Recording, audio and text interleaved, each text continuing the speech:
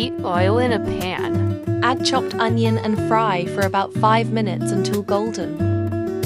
Add minced meat and fry well until its color changes. Add ginger garlic paste and fry for 2 minutes. Add salt, red chili powder, coriander powder, turmeric, and garam masala. Mix well. Cover and cook until the meat is tender.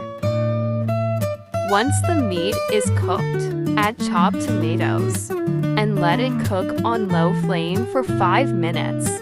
Add chopped capsicum, mix, and cook on low heat for 5 to 7 minutes. Finally, garnish with green chilies and fresh coriander.